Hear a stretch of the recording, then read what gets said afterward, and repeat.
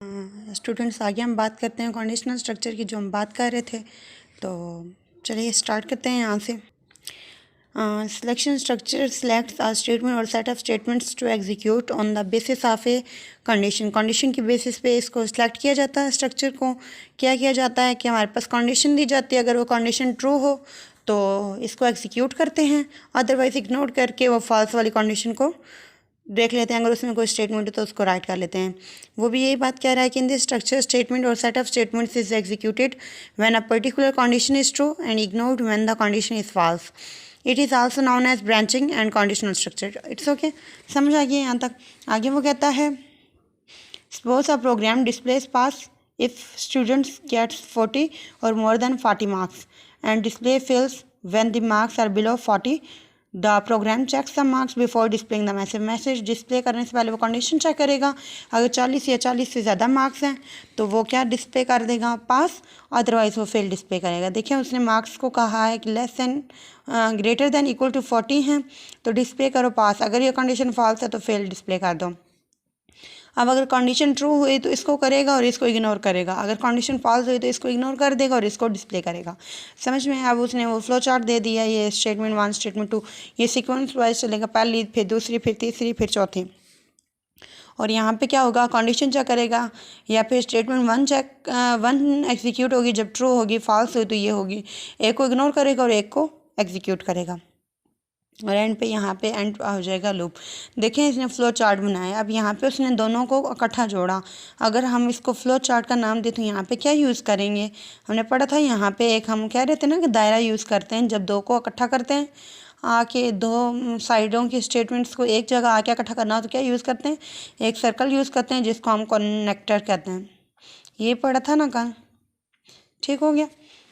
आगे हम बात करते हैं आइटरेटिव स्ट्रक्चर की। Repetition structure executes a statement और set of statements repeatedly. It is also known as iteration structure और loops are basically used for 2 purposes. अच्छा, वो कहता है कि रिपीटेटिव जो है ना स्ट्रक्चर, इसमें स्टेटमेंट्स को या उसके सेट को रिपीट किया जाता है, उसको यानी बार बार एग्जीक्यूट करवाया जाता है, और ये बेसिकली इसमें 2 पर्पस होते हैं। पहला वो कहता है to execute a statement number of statement for a specific number of times. For example a user may display his name on screen for 10 times. यानी पहला तो ये हो सकता है, इसका पर्पस ये है कि हम अपना नाम यानी जो है उसको 10 दफ़ा स्क्रीन पे शो करवाना चाहते हैं तो हम तब ये स्ट्रक्चर यूज़ करेंगे। या फिर सेकंड वो कहता है कि to use a sequence of values के सीक्वेंस को यूज़ करना चाहिए, यानी वो 1 से लेकर 10 तक नेचुरल नंबर अगर वो करवाना चाहता है डिस्प्ले तो वो स्ट्रक्चर को यूज़ करेगा। क्या करता है, वो कंडीशन देता है, अगर कंडीशन फॉल्स हो तो यहाँ पे लूप टर्मिनेट कर देंगे, छोड़ देंगे। अगर कंडीशन ट्रू है तो स्टेटमेंट एग्जीक्यूट करेगी और वापस कंट्रोल ऊपर चले जाएगा कंडीशन के पास।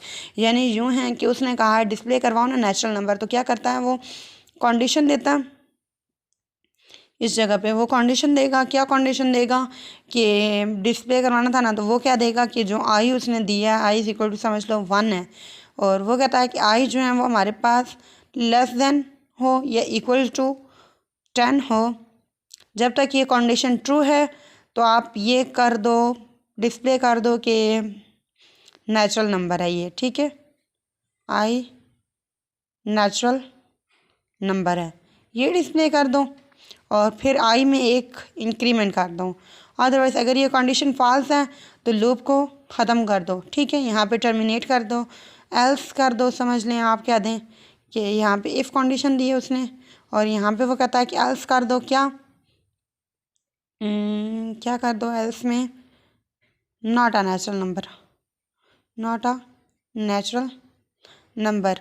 अब क्या होगा, लूप चलेगा, आई की वैल्यू चेक करेगा, 1 थी, 1 is less than equal to 10, 10 से छोटा है आई तो नेचुरल नंबर प्रिंट हो जाएगा कि आई नेचुरल नंबर है, और उसमें फिर आई में एक ऐड होगा, इंक्रीमेंट होगा, फिर वापस कंडीशन यहाँ जाएगी, जब तक यहाँ पे 11 नहीं होगा तब तक ये चलता रहेगा लूप।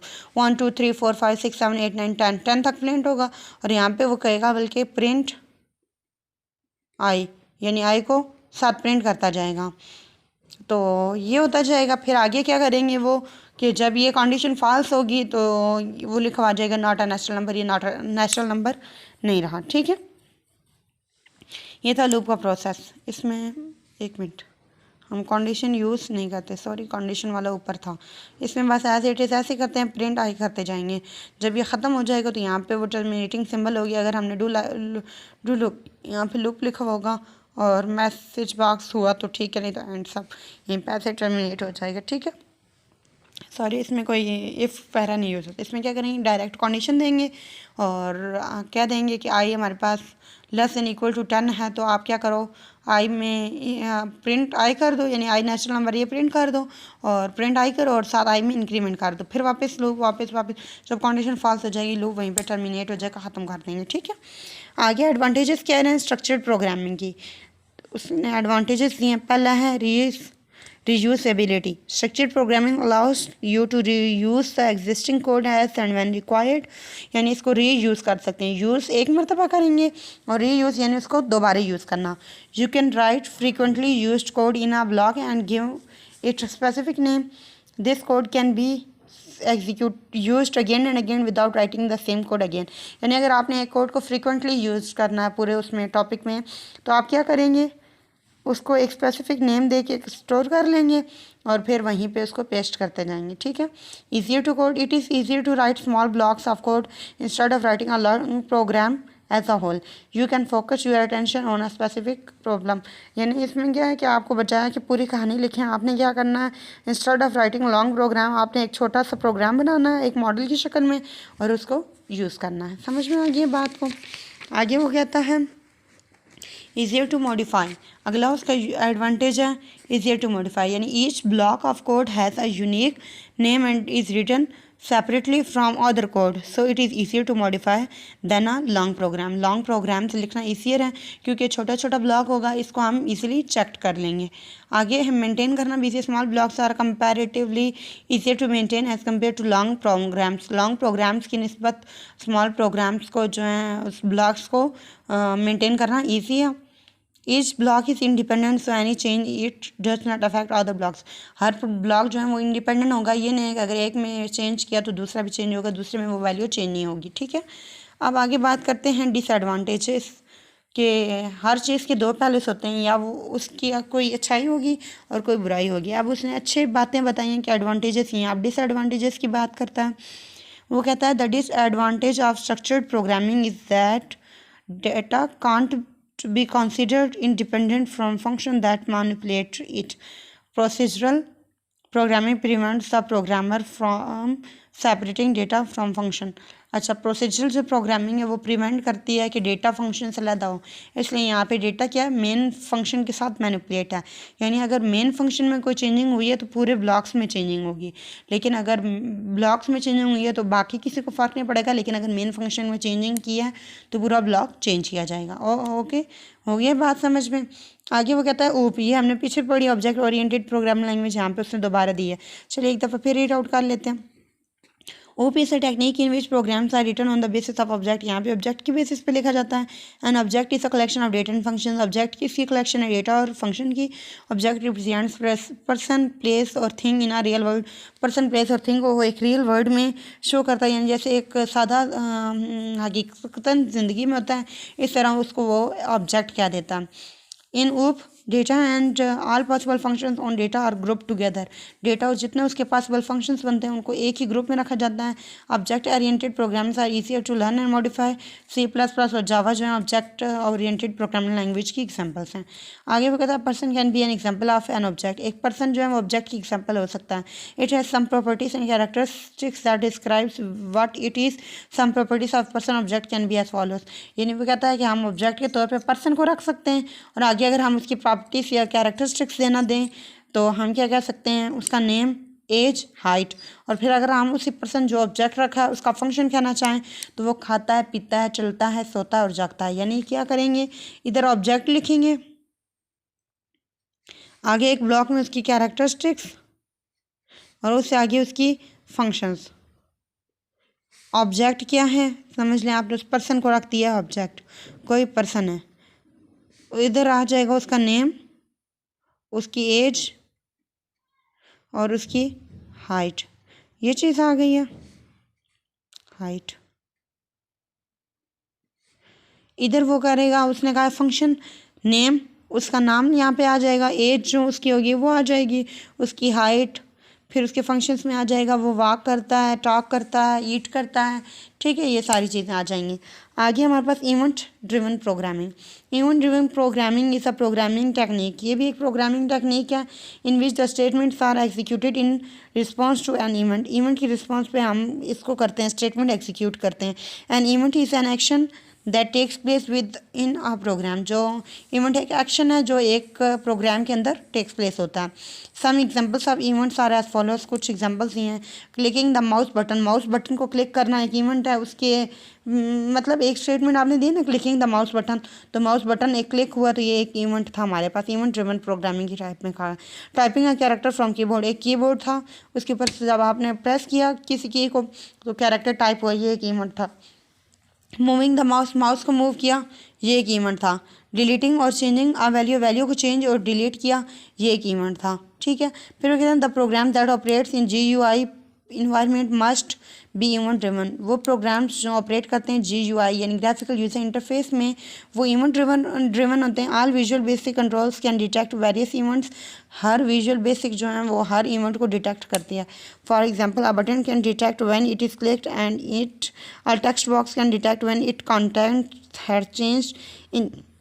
अच्छा, विजुअल बेसिक में वो कहता है कि हर जो है कंट्रोल वो अपने इवेंट को डिटेक्ट करता है। अगर हमने बटन लगाया है तो उस पर जब क्लिक किया जाएगा उसको समझ में आएगी। टेक्स्ट बटन है तो बॉक्स लगाया है तो उसमें जब हम कंटेंट्स उसके अंदर का क्या है डेटा को चेंज करेंगे तब उसको डिटेक्ट करेगा। इन event driven programming the programmer rights code that is executed when a particular event occurs.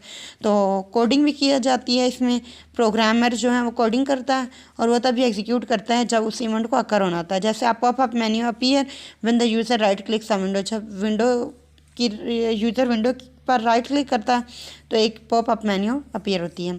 इसी तरह current window is closed when user press Alt+4, अगर Alt F4 प्रेस किया जाए तो विंडो क्लोज्ड हो जाती है। इस तरह यानी वो कोई काम करता है तो आगे से उसका इवेंट परफॉर्म होता है। उसने Alt F4 किया तो विंडो क्लोज्ड हो गई। उसने विंडो की राइट क्लिक किया तो पॉपअप मेन्यू अपीयर हुई है। प्रिंट बटन पे किया उसने, कमांड यानी दी है तो file is printed, file print हो जाएगी, ठीक है। समझ में आई इवेंट ड्रिवन प्रोग्रामिंग। अगर इसकी नेम से देखें तो नेम से हमें ज़ाहिर हो रहा है कि इवेंट ड्राइव किया जा रहा है। ड्राइव का मतलब चलाया जा रहा है, तो किसी भी इवेंट को ड्राइव किया जा रहा है। समझ में आ गया।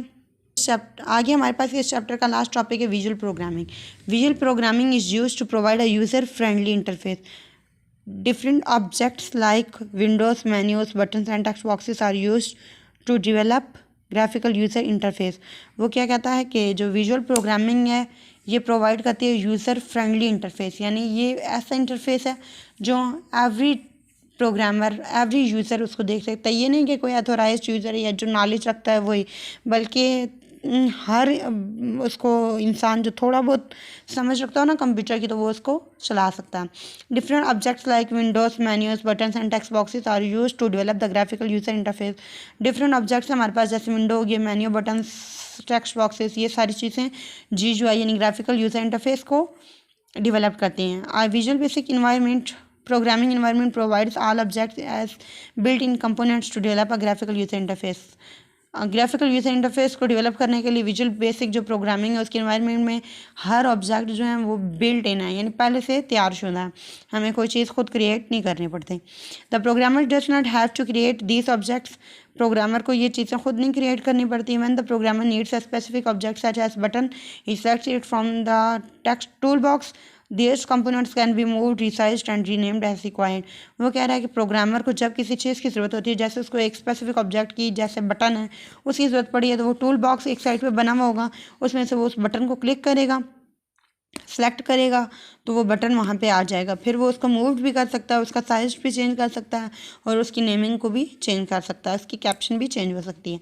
इन visual programming environment the programmer designs user interface visually instead of writing code. Code को लिखने के बजाय वो क्या करता है, इंटरफेस को डिज़ाइन करता है। The visual programming environment also provides the facility to attach code with each component. हर कंपोनेंट के साथ कोडिंग भी की जा सकती है।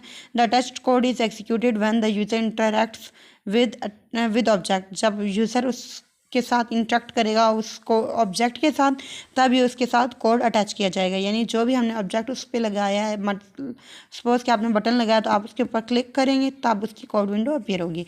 अ window is closed when the user clicks on the close button. इस तरह visual basic is a popular visual programming environment है। आगे एडवांटेजेस या फीचर समझ लें इसके।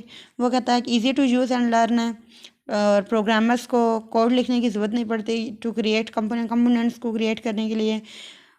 कंपोनेंट्स को मूव, रिसाइज, डिलीट इजीली किया जा सकता है। User interface visually by using mouse को यूज़ करके हम इंटरफेस को बना सकते हैं।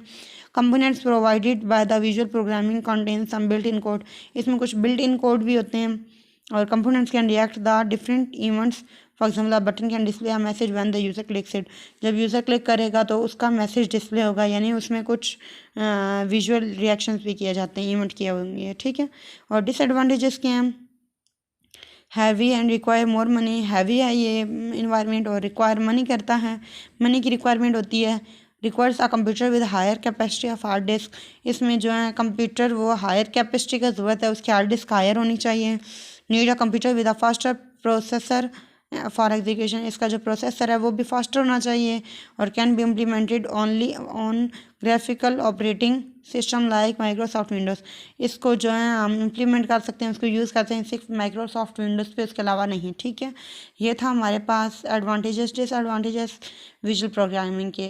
हमारा चैप्टर कंप्लीट होता है यहाँ पे। ये जो नीचे वाला टॉपिक है इसको करने की कोई ज़रूरत नहीं है। पढ़ना तो बेशक आप अपनी मर्ज़ी से पढ़ लें, कोई चीज़ समझ ना आए तो कुछ पूछना चाहते हैं तो पूछ सकते हैं, लेकिन ये टॉपिक इम्पॉर्टेंट भी नहीं है और आपने पिछली क्लास में पढ़ा हुआ भी है, इसको छोड़ देते हैं, इसको स्किप कर दें, हमारे सिलेबस में इंक्लूड नहीं है।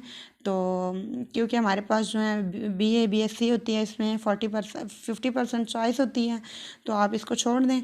बाकी जितना पढ़ाया है उसको देख लें, उसमें अगर आपको कोई चीज़ कंफ्यूज कर रही हो, कोई MCQs आ गया आप देख लें, इसके शॉर्ट क्वेश्चन हैं, कोई चीज़ कंफ्यूज कर रही हो तो आप पूछ सकते हैं। अदरवाइज़ आपको ये चैप्टर कंप्लीट है।